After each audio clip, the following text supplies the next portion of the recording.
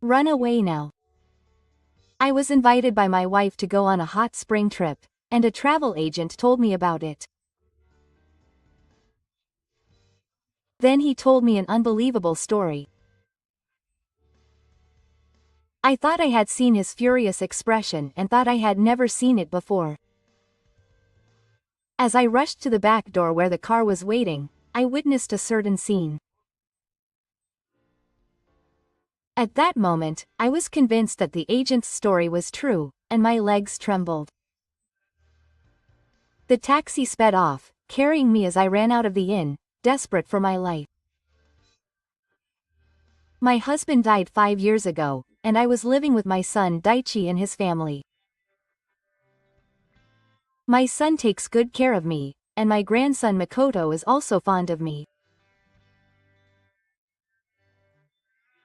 I look forward to going to a haiku meeting twice a month, and there I was often told that Ume-san's Taichi is so caring towards his parents that he is lucky.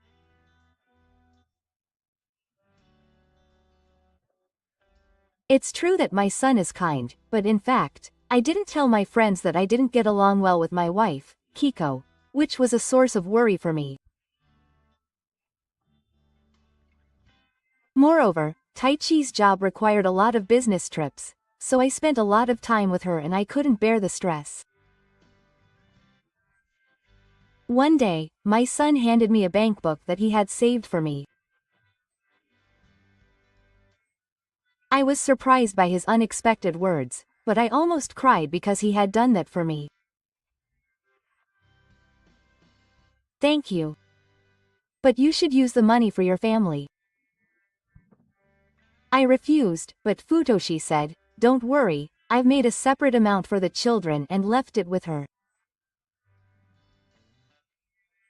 That's why I want you to keep it." Quote. In fact, my son has a longevity disease, which he was very worried about, so he persuaded me that it was just in case, and I gratefully accepted it.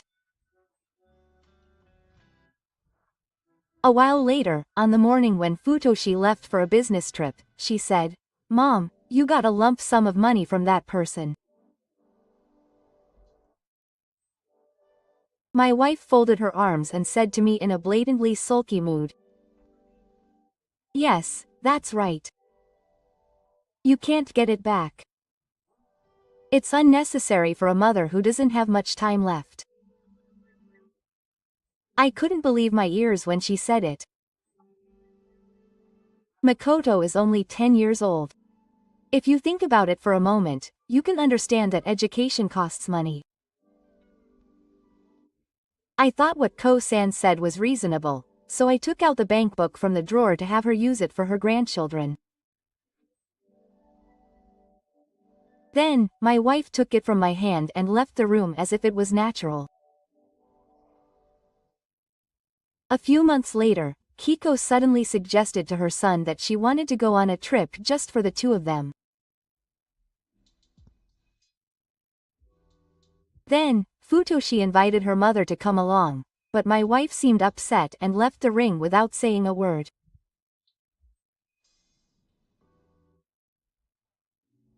I couldn't help but be curious when I saw her back, so I followed her and knocked on the door of my wife's room.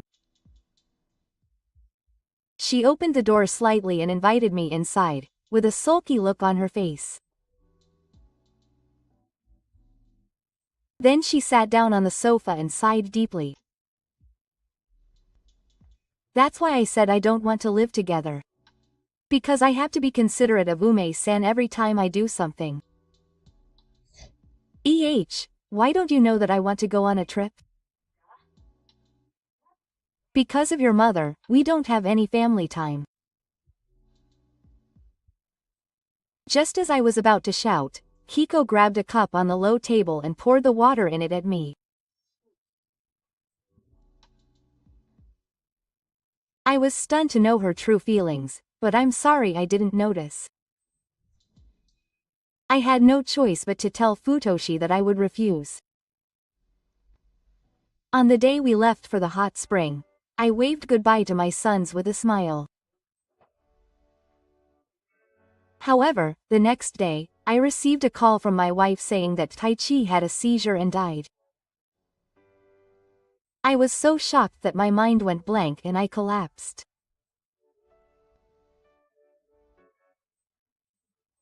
I was so shocked that I was bedridden and in no condition to attend the funeral, and before I knew it, everything was over.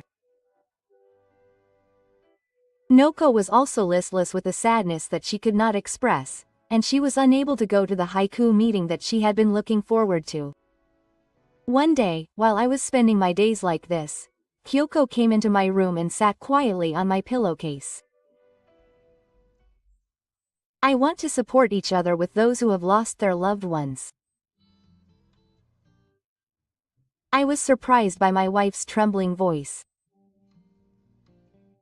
Considering my relationship with her up until then, I was surprised that she would say something like that. But it must be hard for you too, right?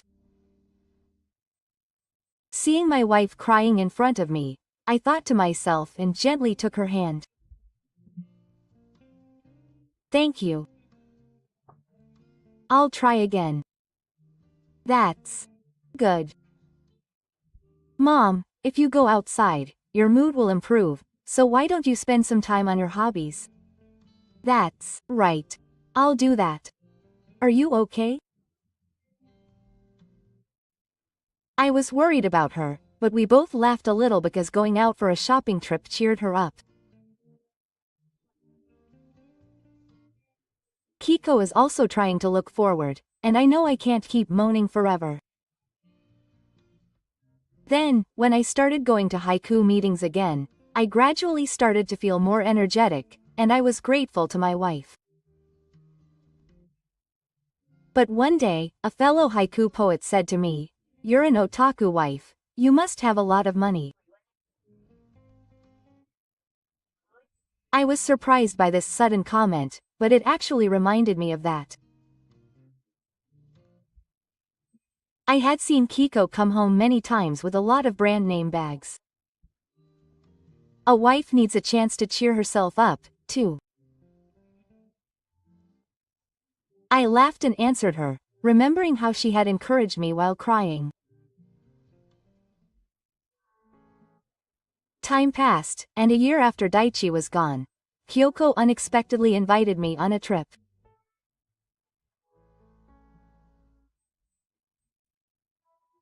I couldn't forget how Taichi had said he wanted to take Ume to a hot spring, and because of me, that didn't happen, so I actually wanted to visit the place where my son died.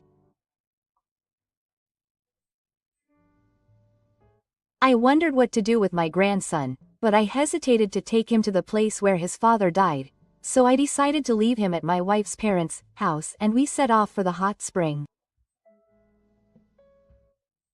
Kyoko said she would check out a souvenir shop nearby as soon as we arrived at the inn and left the room. 10 minutes later, while I was relaxing, a male employee suddenly came to visit me. "Is there something I can help you with? Please run away now." He quietly approached me and told me with a tense face. I was suspicious of what was going on, but I was surprised when the employee told me the reason. I went out into the hallway because the car was waiting, but I was feeling anxious about whether I could really believe the story. However, when I passed by a certain room, the employee suddenly put his finger on his mouth. There was a slight gap between the rooms, and I could hear two people talking, and I was surprised by what they were saying. At that moment, a man's voice came from inside the room asking who was there, and I ran desperately and somehow managed to get out of the inn. When I got into the taxi, the driver told me to take him to a certain place. That's what I was told. And when I arrived, I heard an even more shocking story. 2 weeks after the hot spring trip, I was at the inn and called a certain person. Where did you go without contacting me? I was worried. I'm sorry, Kiko-san. There was something I was wondering about and I needed some time. Yes, that person was my wife, and I stopped her as she tried to say something and stared at her. I didn't hear it from you, but Taichi died outside the inn. That's right. Yes, that's right. He collapsed on the way to the outdoor bath and someone who happened to pass by helped him. My wife explained that that person was a man named Tanaka who was staying at the same inn. But he wasn't taken to the hospital. That's right. Kyoko answered me unashamedly as I was getting closer to her, saying that Tanaka was a doctor.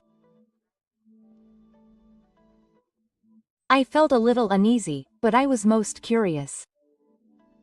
I confirmed her relationship with the man. And it was our first meeting. Of course.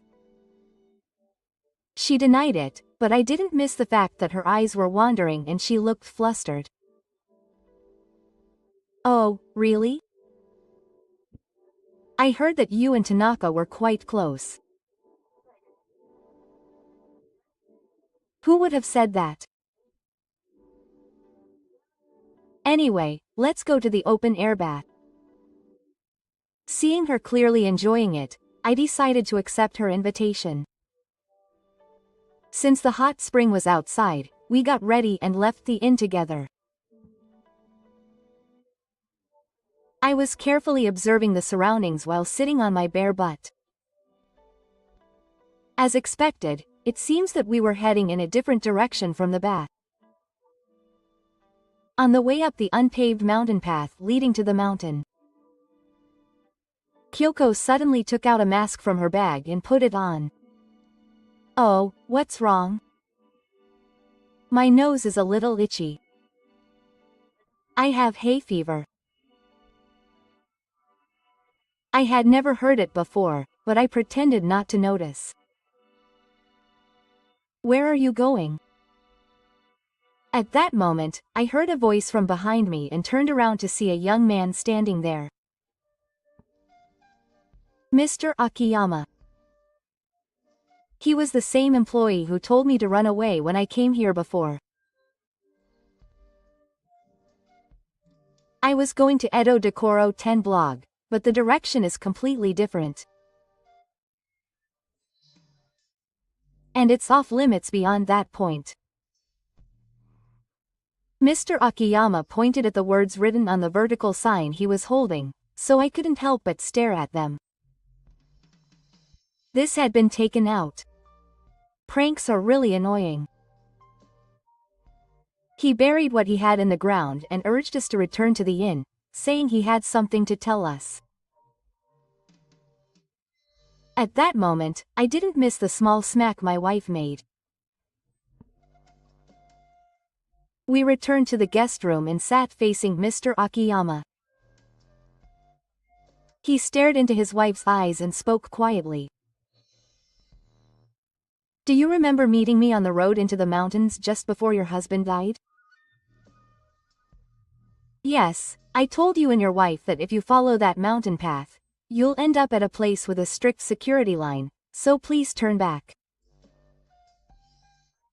According to him, although the poorly selected areas are strictly controlled, opening and closing the valves on the pipes can release gases that are harmful to the human body. That's why the surrounding area was off limits. Of course, I went home immediately. Is that okay? I heard that your husband passed away soon after that, so I was really curious. What are you trying to say? My husband had a seizure, the excited wife retorted in a strong tone. In fact, I thought that she might have known the way to the museum, and when I questioned her about it, she looked away in a panic.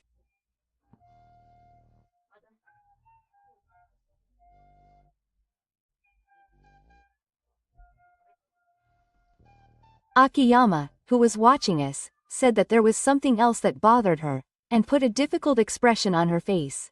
In fact, I didn't notice it when I met your husband, but later I discovered that the soil around the no-entry vertical sign was new. In other words, it had been refilled. He nodded deeply at what I said, and said that he was convinced that someone was doing it because the sign was gone the last time we visited. When he heard that, my wife exploded with anger, telling him not to say something careless, and I stopped her sharply. You know, it wasn't a coincidence that he appeared in front of me just now. I asked him to wait nearby. Then she distorted her face. I had a bad feeling the first time Ume-san came to the inn.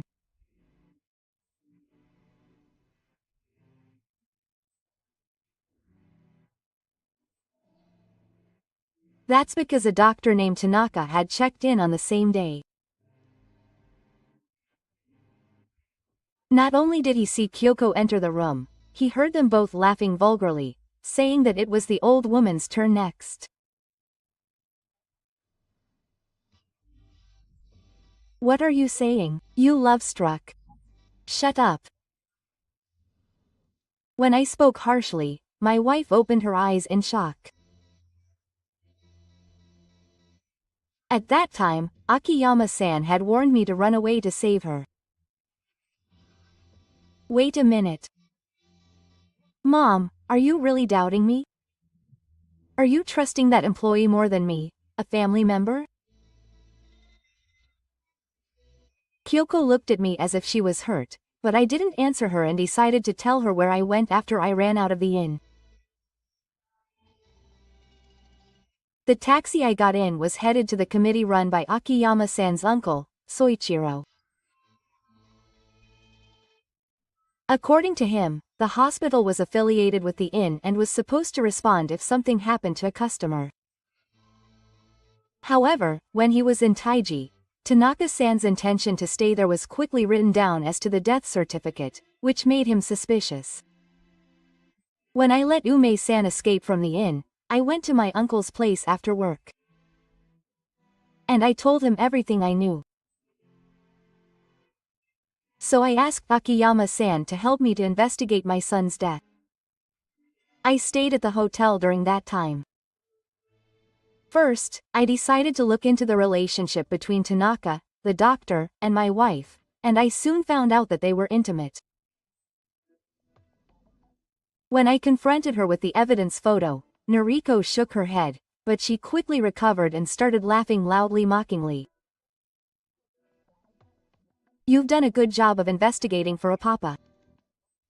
But even if it was true that she was dating him, that has nothing to do with the death of her husband. I glared at her with a piercing gaze and said in a cold voice, I wonder if that's really true. Then I held up a small amount of insurance in front of my wife. Why do you have this? She was clearly shaken and started shouting emotionally. In fact, I decided to investigate the life insurance on Daichi on the advice of my collaborators. I sneaked back to my house when Kyoko wasn't there and thoroughly searched for places where he might have kept his important things. So what? You changed the contents of the contract without permission. When I checked, I found that the original amount of the insurance money was 50% each for my mother and wife. After the change, it was 1% for me and 99% for my wife. To change the ratio, each person's signature is required, but I don't remember writing it, so I probably forged my signature. You invited my son on a hot spring trip right after the contract was changed. Then you killed the child, pretending that he was sick. I don't know anything about insurance. It's all an old woman's imagination. I couldn't help but doubt Kyoko's humanity because of what he said. However, I managed to keep my cool while desperately suppressing the anger that was rising inside me. You also took out life insurance on me, Daichi no Shigo. And you took me on a trip and tried to kill me using the same method as you did with your son. No, I really don't want to get old. How dare you blame me, an innocent person, for such a presumption?